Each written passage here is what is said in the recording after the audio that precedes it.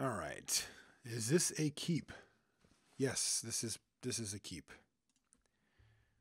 There's some awkwardness to it. It's not perfect, but it's quite strong.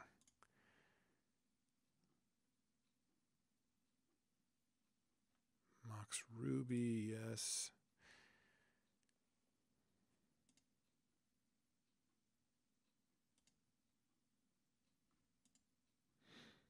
Let's play a Black Lotus.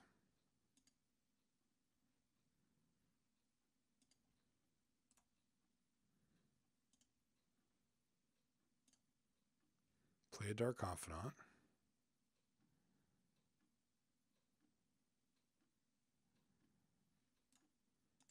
And play a Vampiric Tutor.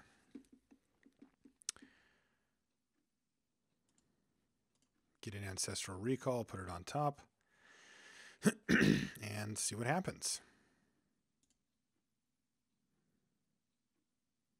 Okay, so let's see what he gets with this Misty.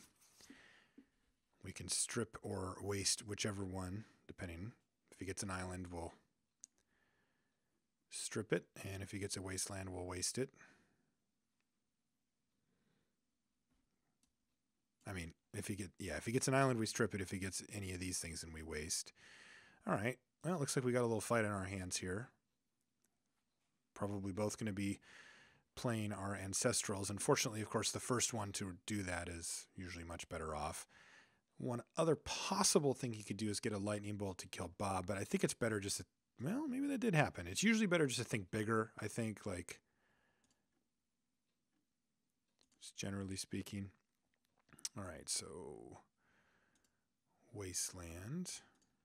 Get rid of that. He's going to add blue. We're going to go to second main.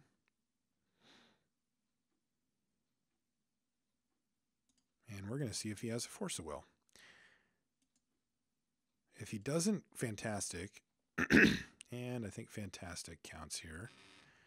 And if he did, then we've still got Snapcaster Mage. That's a good backup plan. Excuse me. Tolarian Academy, that is strip mineable. Time Vault. Ooh, that's scary.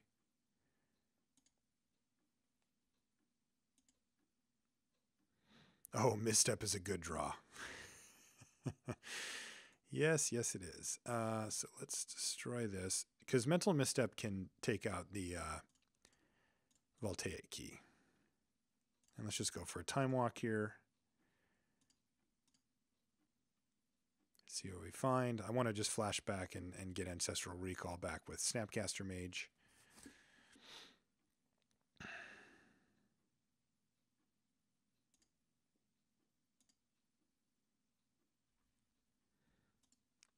Probably could just go with Spell Pierce here, though. Yeah, let's just do that. I can leave up Spell Pierce, Mental Misstep, and if all else fails, I can just go Snapcaster for Ancestral. These are good options. I like these options.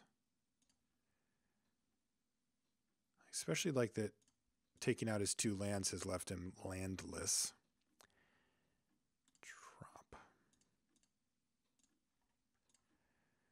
Snapcaster. Ancestral. I don't think we need Time Walk. I think we would probably just get Ancestral anyway. And off we go. And we even found Abrupt Decay too, so that we can interact further with our opponent's board. So this is all fine and dandy.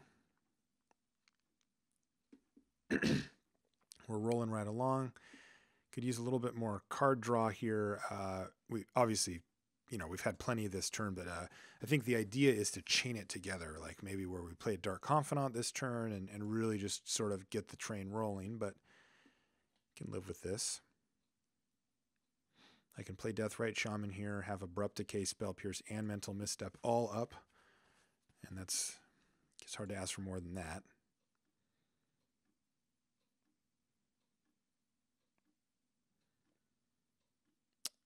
But the most powerful things we did this game are Wasteland Strip Mine, actually just completely blanking our opponent on lands.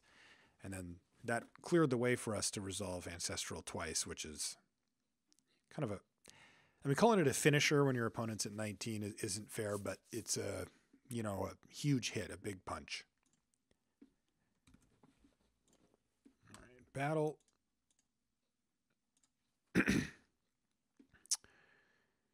And play out our little buddy. So we've got Abrupt Decay to interact with Time Vault. If our opponent decides to, you know, if he wants to go for it. It's interesting. Having never been in this spot, there's definitely some interesting decision points that I think you have to consider. Our buy is already in our hand.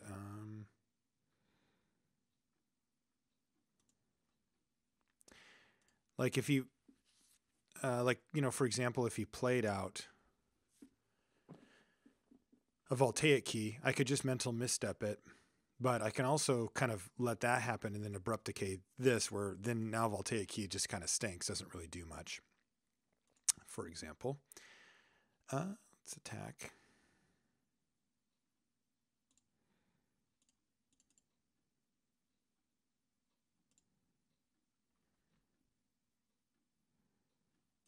Play the Bayou here, and I think we can just say go. Take out Mystical Tutor or Lightning Bolt. Probably Lightning Bolt first.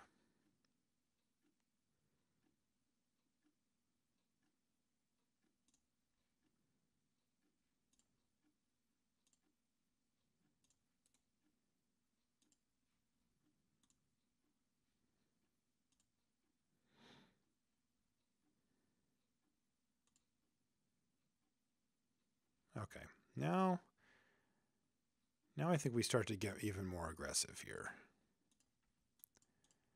And just take him off of any mana altogether.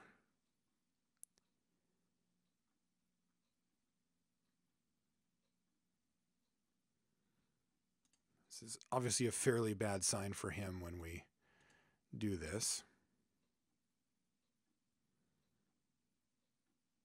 Because it means that we're ignoring his Time Vault. But this is definitely a resource denial type deck with a bunch of really efficient spells. And I think that, you know, the mantra for a deck like this is to get ahead and stay ahead. And I'm going to, you know, since I have a backup Abrupt Decay, I think taking out his only mana source with our secondary Abrupt Decay makes sense. And just try to bury him here. I mean, after all, we don't really have the world's quickest clock. We're doing 4 a turn to him. It adds up pretty quickly, but he's going to get 3 or 4 draw steps. And this is vintage. I mean, he can, you know, he could peel his own Ancestral, hit a land and a Mox, Lightning Bolt our Deathrite Shaman. You know, all of a sudden we've got a real fight on our hands. So.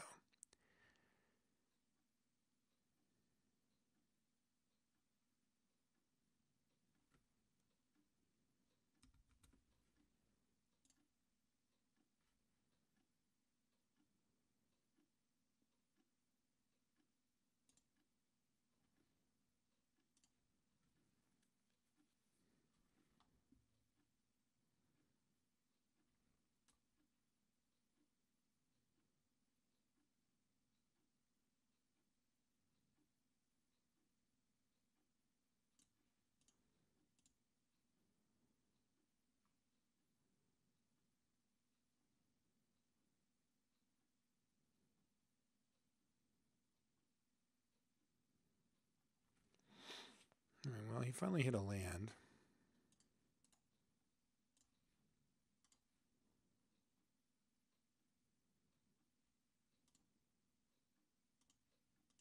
Oh, this will be good. He might actually scoop to that card too. Because getting a Vendilion Clique means that we get to take a look at what he's up to. And you might not want to let us know. I mean, this is Tolarian Academy. I mean, a lot of these, like basically all the cards that I see here are cards that you see played in multiple decks.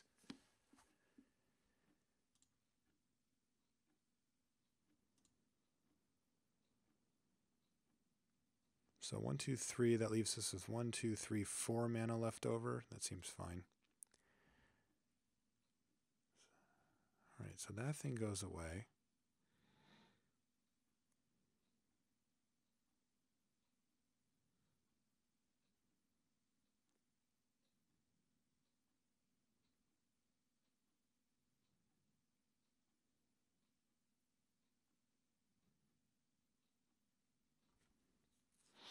Yeah, let that happen for sure.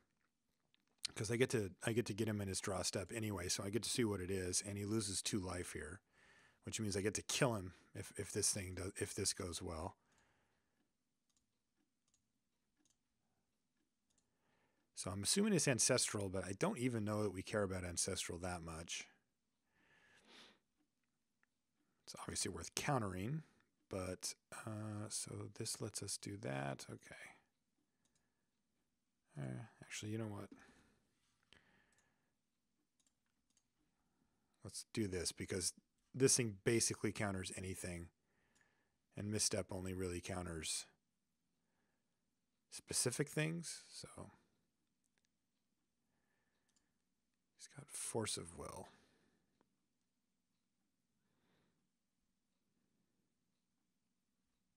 Okay, fine.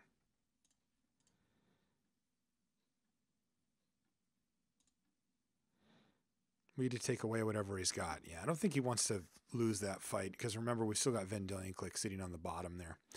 All right, no idea. No clue what he's doing here.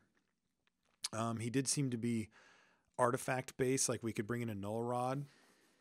You know, he did have a Tolarian Academy, for example. I don't know. I really don't know. Maybe we just like bring in a Duress. Abrupt Decay seemed really good against him. Well, let's just keep it the same. We just don't know enough, or at least I don't. You know, maybe a seasoned vintage player will have a much better idea of what exact deck that person's playing based on what we've seen. But from what I've seen, it just looks like sort of all the usual suspects that you see in vintage. And, you know, it could be a Storm deck or whatever.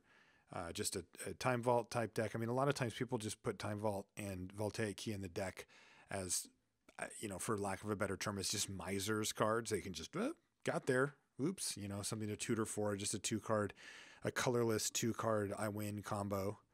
And, you know, so that could have just been what we saw there.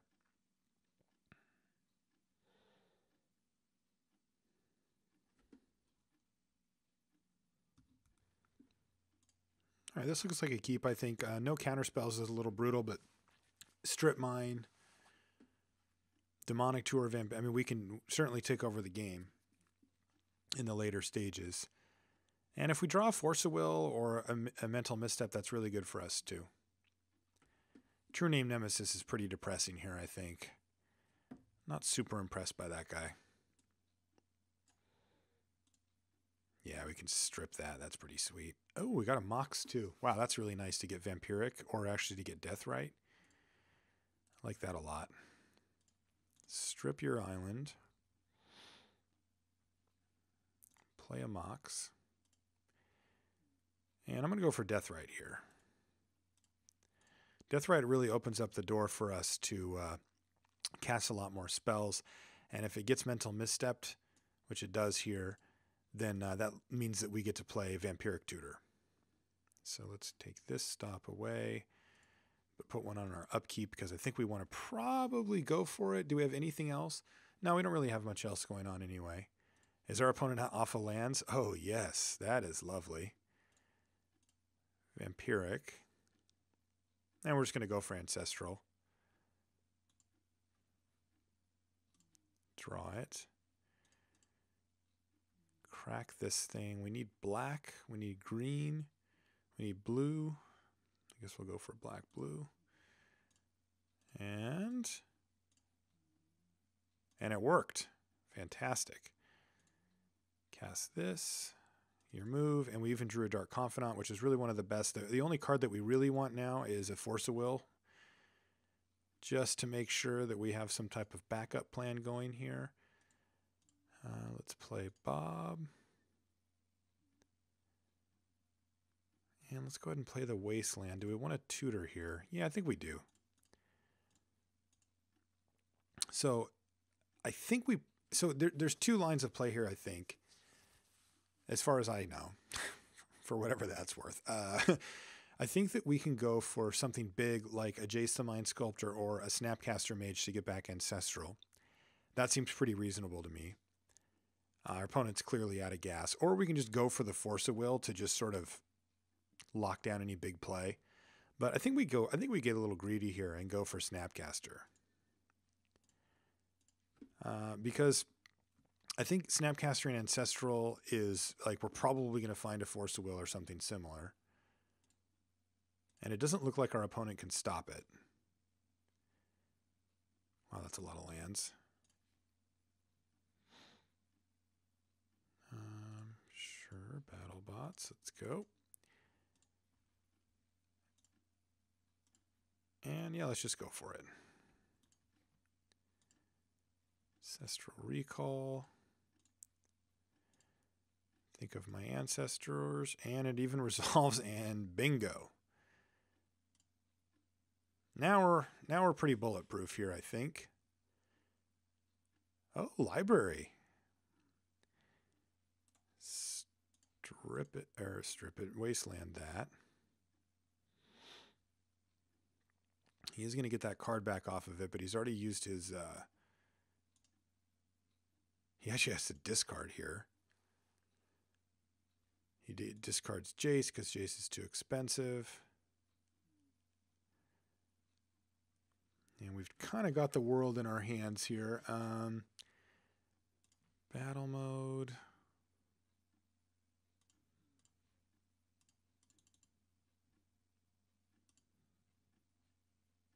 Don't think we need to play a wasteland here. So what do we want? True Name Nemesis, leave up Abrupt Decay, both Force of Wills, and a Spell Pierce. I guess I could do worse than that.